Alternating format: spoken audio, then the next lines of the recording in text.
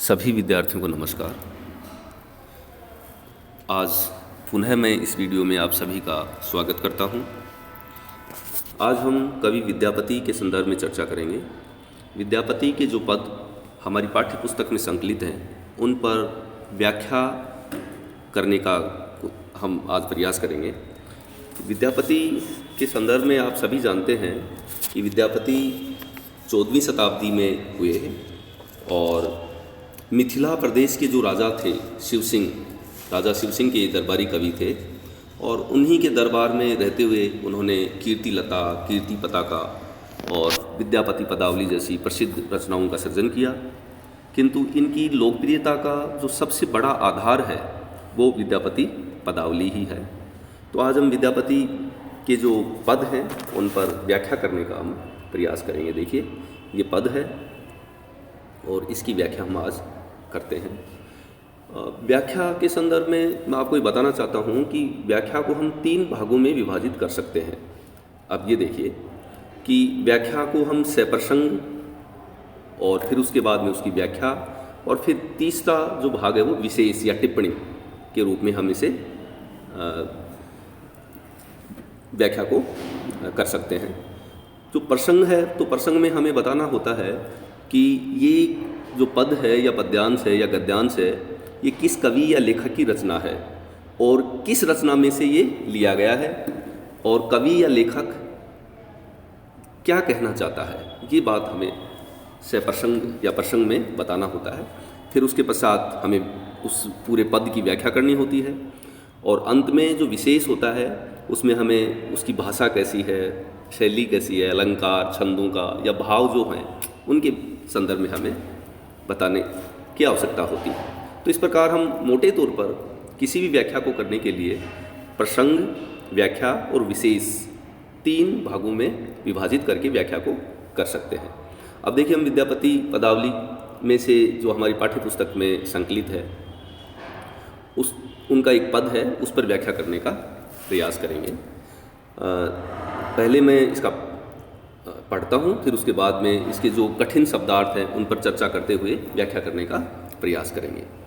कि नंदक नंदन कदम बेरी तरु तरे, धीरे धीरे टरली बुलाव, समय संकेत निकेतन बैसल, समय संकेत निकेतन बैसल, बेरी बेरी बोली पठाव, सामरी तोरा लागी अनुखने विकुल मुरारी, जमुना तीर उपवन उद्वेगल, फिर ततई निहारी, गोरस बिके निके अबैते जाइते, जानी जानी पूंछ बनवारी, तोहे मति मान सुमति मधुसूदन, बचन सुनह किछु मोरा, बनई विद्यापति सुन बरजोवती, वंदह नंद किशोरा।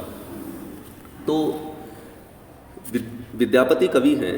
वैसे तो ये संस्कृत के प्रकांड पंडित थे, लेकिन इन्होंने मैथिली भाषा में विद्यापति पदावली जो उनकी है, तो जो पदावली है वो कौन सी भाषा में लिखे? मैथिली भाषा में। तो हमें बताना होगा कि मैथिली भाषा में लिखा गया पद है। तो नंदक नंदन, तो नंद बाबा के नंदन पुत्र कौन? भगवान श्री कृष्ण। कदम बेरी यानी कदम का वृक्ष, तरु वृक्ष को कहते हैं। और तरे मानी नीचे, धीरे धीरे टरली अर्थात बुलाना, आवाज़ देना, उसे धीरे धीरे टरली मानी बुलाओ। समय संकेत निकेतन बैसल मानी बैठना। और बेरी बेरी बोली पठाओ का अर्थ होता है बुलावा भेजना या बुलाना। सामरी यह राधा के लिए प्रयुक्त होता है, सांवरी या सांवरी राधा। इसी तरह से उद्वेगन यानी उद्विग्न, चिंतित। ततही अर्थात उस ओर, निहारी देखना। इसी तरह गोरस दूध या दही को कहते हैं। अबैते जाइते अर्थात आते जाते। तो ही मति बुद्धि को कहते हैं। मधुसूदन भगवान श्री कृष्ण का नाम है। ऐसे ही भनई अर्थात कहना। वंदन मानी वंदन करना, प्रशंसा करना। वंदन अर्थात उन्हें वंदना करना, वंदन होता है। तो इस प्रकार हम देखिए दोबारा ठीक से व्याख्या करने का प्रयास करते हैं कठिन शब्दार्थ के बाद में कि नंदक नंदन कदम बेरी तरु तरे। तो इसमें जो एक सखी है वो अपनी प्रिय राधा को बता रही है कि जो भगवान श्री कृष्ण हैं वो कहाँ और कैसी उनकी स्थिति है, कहाँ बैठे हुए हैं और किस तरह का वो व्यवहार कर रहे हैं। कि नंदक नंदन अर्थात नंद बाबा के पुत्र नंदन कहाँ, कदम बेरु कदम वृक्ष के नीचे, तरु तरे, तरु मानी वृक्ष, कदम वृक्ष के तरे नीचे धीरे धीरे टरली बोलाओ। टरली यानी आवाज़ दे रहे हैं या बांसुरी बजा रहे हैं। बोलाओ मानी बुलाना। बांसुरी में आवाज़ में ऐसा लग रहा है जैसे वो हे प्रिय राधा आपको जैसे वो आमंत्रित कर रहे हो, ऐसा उस बांसुरी के स्वर में मुझे महसूस हो रहा है, लग रहा है। तो एक सखी अपनी प्रिय राधा को भगवान श्री कृष्ण के संदर्भ में बता रही है कि समय संकेत निकेतन बैसल, एक निश्चित समय पर और संकेत करते हुए यानी संकेतित स्थान पर, बैसल बनी बैठे हुए हैं। बेरी बेरी बोली पठाओ, और बेरी बेरी बनी पुनः पुनः निरंतर बुलावा भेज रहे हैं। बुलाओ पठाओ, पठावा नहीं भेजना, बुलावा भेज रहे हैं। बांसुरी के माध्यम से, स्वर के माध्यम से वो तरह से राधा को आमंत्रित करने का प्रयास कर रहे हैं। सामरी सामरी सांवरी या राधा, हे राधा तोरा लागी, वो तुम में ही अनुरुक्त हैं, अनुरक्त हैं।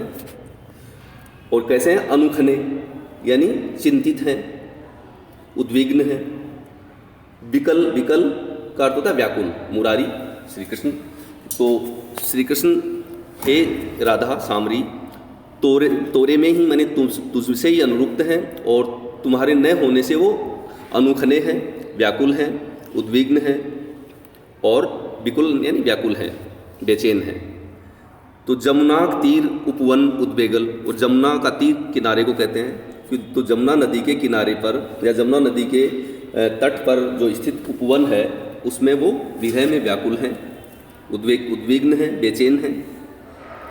और उसी ओर वो निहारी मानी फिर ततही निहारी, फिर ततही मानी उस ओर, जिधर से राधा के आने की संभावना है, यानी उस ओर वो निहारी मानी देख रहे हैं। गोरस बिके नेक अबैते जायते, अबैते मानी आते जाते। जो गोरस को बेचने वाले जो भी स्त्री पुरुष उधर से गुजर रहे हैं, अब आते जाते हैं। जनी जनी पूछ बनवारी, तो जो बनवारी हैं, जो भगवान श्री कृष्ण हैं, वो जनी जनी अर्थात प्रत्येक व्यक्ति से जो गोरस यानी दूध या दही को बेचने के लिए अबैते जायते, जो आ रहे हैं और जा रहे हैं, उन प्रत्येक व्यक्तियों से पूछने का प्रयास कर रहे हैं। हे राधा आप ही के बारे में वो पूछ रहे हैं। तो ही मति मान सुमति मधुसूदन, वचन सुनऊ कुछ मोरा। तो अब देखिए कि तो ही मति मान, मति बुद्धि को कहते हैं और सुमति श्रेष्ठ बुद्धि। तो ही मति मान कि हे राधे आप भी मतिमान हो, बुद्धिमान हो, बुद्धिमती हो, और सुमति मधुसूदन, और जो मधुसूदन है भगवान श्री कृष्ण है वो भी सुमति अच्छी बुद्धि वाले हैं।